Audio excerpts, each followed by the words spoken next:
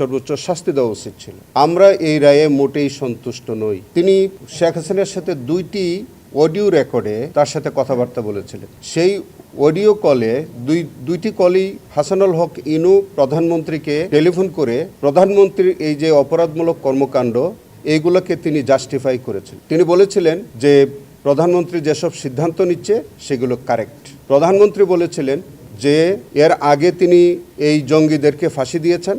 হাসানুল হক ইনু এটাকে সমর্থন করে বলেছিলেন এইবারও তিনি জঙ্গি কার্ড খেলবেন এবং সেই জঙ্গি কার্ড খেলার মধ্য দিয়ে তিনি প্রধানমন্ত্রীকে বিভিন্ন রকমের পরামর্শ দিয়েছিলেন যে আন্দোলনকারীদেরকে দুইটি ভাগে ভাগ করতে হবে, জামাত বিএনপিকে চিহ্নিত করে করে নির্মূল করতে হবে। তিনি কুষ্টিয়ার এসপিকে তিনি নির্দেশনা দিয়েছিলেন।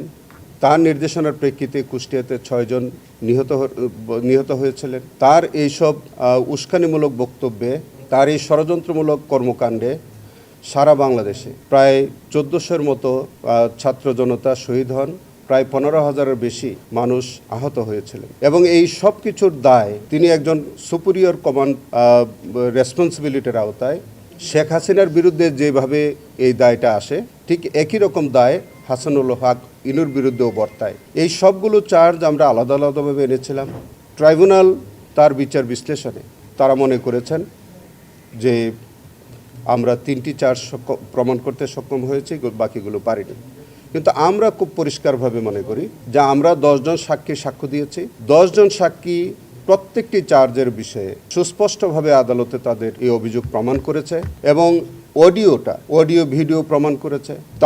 তিনি আদালতে 2 জন সাফাই সাক্ষী দিয়ে তিনি কিন্তু পরিষ্কারভাবে তার যে অডিও রেকর্ডিং, মিরর সাক্ষাৎকার, সবগুলো বক্তব্য তিনি কিন্তু স্বীকার করেছিলেন। তো তার এরকম স্বীকারোক্তির পর অন্যান্য চার্জ প্রমাণিত হবে না, এটা আমাদের কাছে বোধগম্য মনে হয়নি। আমরা খুব পরিষ্কারভাবে বলতে চাই যে প্রসিকিউশন পক্ষ প্রত্যেকটি চার্জ তার বিরুদ্ধে সন্দেহাতীতভাবে প্রমাণ করতে সক্ষম হয়েছে।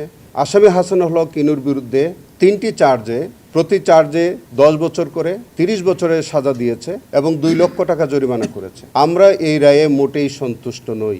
আমরা মনে করি তিনি তার যে অপরাধমূলক কর্মকাণ্ডের জন্য তিনি সর্বোচ্চ শাস্তি পাওয়ার জন্যে তাকে সর্বোচ্চ শাস্তি দেওয়া উচিত ছিল, কিন্তু তা না করে ট্রাইব্যুনাল আজকে যে সাজাটা দিয়েছে এইটা একেবারেই তাদের স্বেচ্ছামূলক।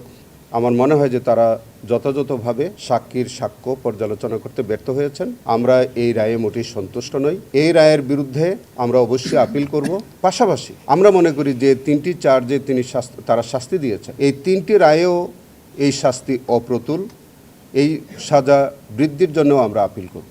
যেসব চার্জ থেকে অব্যাহতি পেয়েছেন, খালাস দিয়েছেন, সেইগুলি সহ যেগুলোতে শাস্তি দিয়েছেন সেইগুলো সাজা বৃদ্ধির জন্য আমরা রায়ের কপি প্রাপ্তির সাপেক্ষে আমরা যথাসময়ে আপিল দায়ের করব।